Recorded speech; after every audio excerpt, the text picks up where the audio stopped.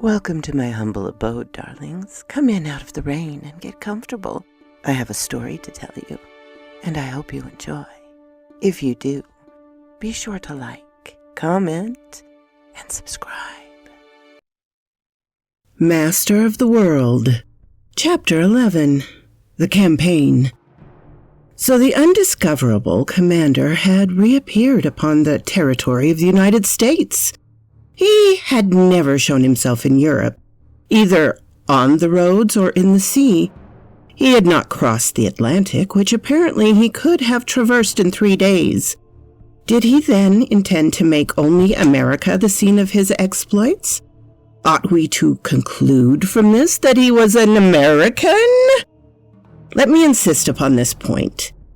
It seems clear that the submarine might easily have crossed the vast sea which separates the New and Old World. Not only would its amazing speed have made its voyage short, in comparison to that of the swiftest steamship, but also it would have escaped all the storms that make the voyage dangerous. Tempests did not exist for it. It had but to abandon the surface of the waves, and it could find absolute calm a few score feet beneath. But the inventor had not crossed the Atlantic, and if he were to be captured now, it would probably be in Ohio, since Toledo is a city of that state. This time, the fact of the machine's appearance had been kept secret between the police and the agent who had warned them, and whom I was hurrying to meet. No journal, and many would have paid high for the chance, was printing this news. We had decided that nothing should be revealed until our effort was at an end. No indiscretion would be committed by either my comrade or myself. The man to whom I was sent with an order from Mr. Ward was named Arthur Wells. He awaited us at Toledo. The city of Toledo stands at the western end of Lake Erie. Our train sped during the night across West Virginia and Ohio. There was no delay, and before noon the next day the locomotive stopped in the Toledo depot. John Harp, Nab Walker, and I stepped out with traveling bags in our hand and revolvers in our pocket. Perhaps we should need weapons for an attack, or even to defend ourselves. Scarcely had I stepped from the train when I picked out the man who awaited us. He was scanning the arriving passengers impatiently, evidently as eager and full of haste as I. I approached him. "Mr. Wells," I said. "Mr. Strock," he asked. "Yes, I am at your command," said Mr. Wells. "Are we to stop any time in Toledo?" I asked. "No. With your permission, Mr. Strock, a carriage with 2 good horses is waiting outside the station. We must leave at once to reach our destination as soon as possible." "We will go at once," I answered, signing to my 2 men to follow us. "Is it far?" 20 miles. "And the place is called?" Black Rock Creek. Having left our bags at a hotel, we started on our drive. Much to my surprise, I found that there were provisions sufficient for several days packed beneath the seat of the carriage. Mr. Wells told me that the region around Black Rock Creek was among the wildest in the state. There was nothing there to attract either farmers or fishermen. We would find not an inn for our meals nor a room in which to sleep. Fortunately, during the July heat, there would be no hardship, even if we had to lie 1 or 2 nights under the stars. More probably, however, if we were successful, the matter would not occupy us many hours. Either the commander of the Terror would be surprised before he had a chance to escape, or he would take to flight and we must give up all hope of arresting him. I found Arthur Wells to be a man of about 40, large and powerful. I knew him by reputation to be one of the best of our local police agents. Cool in danger, enterprising as always, he had proven his daring on more than one occasion at the peril of his life. He had been in Toledo on a wholly different mission, when chance had thrown him on the track of the Terror. We drove rapidly along the shore of Lake Erie towards the southwest. This inland sea of water is on the northern boundary of the United States, lying between Canada on one side and the states of Ohio, Pennsylvania, and New York on the other. If I stop to mention the geographical position of this lake, its depths, its extents, and the water nearest around, it is because the knowledge is necessary for the understanding of the events which were about to happen. The surface of Lake Erie covers about 10,000 square miles. It is nearly 600 feet above sea level. It is joined on the northwest by means of the Detroit River with the still greater lakes to the westward, and receives their waters. It has also rivers of its own, of less importance, such as the Rocky, the Cuyahoga, and the Black. The lake empties at its northeastern end into Lake Ontario by means of Niagara River and its celebrated falls. The greatest known depths of Lake Erie is over 130 feet. Hence it will be seen that the mass of its waters is considerable. In short, this is a region of most magnificent lakes. The land, though not situated far northward, is exposed to the full sweep of the Arctic cold. The region to the northward is low, and the winds of the winter rush down with extreme violence. Hence, Lake Erie is sometimes frozen over from shore to shore. The principal cities on the borders of this great lake are Buffalo at the east, which belongs to New York State, and Toledo in Ohio. At the west, with Cleveland and Sandusky, both Ohio cities, at the south. Smaller towns and villages are numerous along the shores. The traffic is naturally large, its annual value being estimated at considerably over $2 million. Our carriage followed a rough and little-used road along the border of the lake, and as we toiled along, Arthur Wells told me what he had learned. Less than 2 days before, on the afternoon of June 27th, Wells had been riding on horseback towards the town of Hurley. 5 miles outside the town, he was riding through a little wood when he saw, far up across the lake, a submarine which rose suddenly above the waves. He stopped, tied his horse, and stole on foot to the edge of the lake.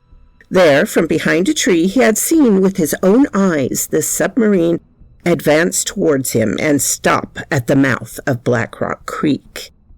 It was the famous machine for which the whole world was seeking, which thus came directly to his feet. When the submarine was close to the rocks, 2 men climbed out upon its deck and stepped ashore. One of them was this master of the world, who had not been seen since he was reported from Lake Superior. Was this the mysterious terror which had thus risen from the depths of Lake Erie? I was alone, said Wells. Alone on the edge of the creek. If you and your assistant, Mr. Strock, had been there, we 4 against 2, we would have been able to reach these men and seize them before they could have regained their boat and fled. Probably, I answered. But there's no others on the boat with them? Still, if we had seized the 2, we could at least learn who they were. And above all, added Wells, if one of them turned out to be the captain of the Terror. I have only one fear, Wells. This submarine, whether it is the one we seek or another, may have left the creek since your departure. We shall know about that in a few hours now. Pray heaven they are still there. Then, when night comes... But, I asked, did you remain watching in the woods until night? No. I left after an hour's watching and rode straight for the telegraph station at Toledo. I reached there late at night and sent immediate word to Washington. That was the night before last. Did you return yesterday to the Black Rock Creek? Yes. The submarine was still there? In the same spot. And the 2 men? The same 2 men. I judged that some accident had happened and they'd come to this lonely spot to repair it. Probably so, said I. Some damage which made it impossible for them to regain their usual hiding place. If only they're still here. I have reason to believe they will be, for quite a lot of the stuff was taken out of the boat and laid about on the shore, as well as I could discern from a distance. They seemed to be working on board. Only the 2 men? Only the 2. But, I protested, Can two be sufficient to handle an apparatus of such speed and of such intricacy as to be at once automobile, boat, and submarine? I think not, Mr. Strock. But I only saw the same two. Several times they came to the edge of the little wood where I was hidden and gathered sticks for a fire which they made upon the beach. The region is so uninhabited and the creek so hidden from the lake that they ran little danger of discovery. They seemed to know this. Would you recognize them both again? Perfectly. One was of middle size, vigorous and quick of movement, heavily bearded. The other was smaller, but stocky and strong. Yesterday, as before, I left the woods about 5 o'clock and hurried back to Toledo. There I found a telegram from Mr. Ward notifying me of your coming, and I awaited you at the station. Summed up then, the news amounted to this. For 40 hours past, a submarine, presumably the one we sought, had been hidden in Black Rock Creek, engaged in repairs. Probably these were absolutely necessary, and we should find the boat still there. As to how the Terror came to be in the Lake Erie, Arthur Wells and I discussed that and agreed that it was very probable place for her. The last time she had been seen was on Lake Superior. From there to Lake Erie, the machine could have come by roads of Michigan, but since no one had remarked its passage, and as both the police and the people were especially aroused and active in that portion of the country, it seemed more probable that the Terror had come by water. There was a clear route through the chain of the Great Lakes and their rivers, by which, in her character of a submarine, she could easily proceed undiscovered. And now, if the Terror had already left the creek, or if she escaped when we attempt to seize her, in which direction would she turn? In any case, there was little chance of following her. There were 2 torpedo destroyers at the port of Buffalo, and the other extremity of Lake Erie. By treaty between the United States and Canada, there was no vessels of war whatever on the Great Lakes. These might, however, have been little launches belonging to the Customs Service. Before I left Washington, Mr. Ward had informed me of their presence, and a telegram to their commander would, if there were need, start them in pursuit of the Terror. But despite their splendid speed, how could they vie with her? If she plunged beneath the waters, they would be helpless. Moreover, Arthur Wells averred that in case of a battle, the advantage would not be with the destroyers, despite their large crews and many guns. Hence, if we did not succeed this night, the campaign would end in failure. Arthur Wells knew Black Rock Creek thoroughly, having hunted there more than once. It was bordered in most places with sharp rocks against which the waters of the lake beat heavily. Its channel was some 30 feet deep, so that the Terror could take shelter either upon the surface or under water. In 2 or 3 places, the steep banks gave way to sand beaches, which led to little gorges reaching up towards the woods, 200 or 300 feet. It was 7 in the evening when our carriage reached these woods. There was still daylight enough for us to see easily, even in the shade of the trees. To have crossed openly to the edge of the creek would have exposed us to the view of the men of the Terror, if she was still there, and thus give her warning to escape. Had we better stop here? I asked Wells as our rig drew up to the edge of the woods. No, Mr. Strock, he said. We had better leave the carriage deeper in the woods, where there will be no chance whatever of our being seen. Can the carriage drive under these trees? It can, declared Wells. I have already explored these woods thoroughly. 500 or 600 feet from here, there is a little clearing where we will be completely hidden, and where our horses may find pasture. Then, as soon as it is dark, we will go down to the beach at the edge of the rock, which shut in the mouth of the creek. Thus, if the Terror is still there, we shall stand between her and escape. Eager as we all were for action, it was evidently best to do as Wells suggested and wait for night. The intervening time could well be occupied, as he said. Leading the horse by the bridle while they dragged the empty carriage, we proceeded through the heavy woods. The tall pines, the stalwart oaks, the cypress scattered here and there, made the evening darker overhead. Beneath our feet spread a carpet of scattered herbs, pine needles, and dead leaves. Such was the thickness of the upper foliage that the last rays of the setting sun could no longer penetrate here. We had to feel our way, and it was not without some knocks that the carriage reached the clearing 10 minutes later. This clearing, surrounded by great trees, formed a sort of oval covered with rich grass. Here it was still daylight, and the darkness would scarcely deepen for an hour. There was thus time to arrange an encampment and to rest a while after our hard trip over the rough and rocky roads. Of course, we were intensely eager to approach the creek and see if the terror was still there, but prudence restrained us. A little patience, and the night would enable us to reach a commanding position, thus unexpected. Wells urged this strongly, and despite my eagerness, I felt that he was right. The horses were unharnessed and left to browse under the care of the coachman who had driven us. The provisions were unpacked, and John Hart and Nab Walker spread out a meal on the grass at the foot of a superb cypress which recalled to me the forest odors of Morganton and Pleasant Garden. We were hungry and thirsty, and food and drink was not lacking. Then our pipes were lighted to calm the anxious moment of waiting that remained. Silence reigned within the wood. The last song of the birds had ceased. With the coming of the night, the breeze fell little by little, and the leaves scarcely quivered, even at the tops of the highest branches. The sky darkened rapidly after sundown, and twilight deepened into obscurity. I looked at my watch. It was 8:30. "It is time, Wells." "When you will, Mr. Strock." "Then let us start." We cautioned the coachman not to let the horses stray beyond the clearing. Then we started. Wells went in advance. I followed him, and John Hart and Nab Walker came behind.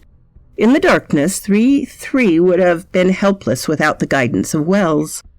Soon we reached the farther border of the woods, and before us stretched the banks of the Black Rock Creek. All was silent. It seemed deserted. We could advance without risk, if the terror was there. She had cast anchor behind the rocks, but was she there? That was the momentous question. As we approached the denouement of this exciting affair, my heart was in my throat. Wells motioned us to advance. The sand of the shore crunched beneath our steps. The 200 feet between us and the mouth of the creek were crossed softly, and a few minutes sufficed to bring us to the rocks at the edge of the lake. There was nothing! The spot where Wells had left the terror 24 hours before was empty. The master of the world was no longer at Black Rock Creek. So quoth this raven. My darlings, I feel like I'm getting a cold. I should be good to get this week's videos out. If I miss next week, you know why. Anyway, thank you all for listening, and I hope you all have a marvelous Halloween and a glorious Samhain. Bye-bye.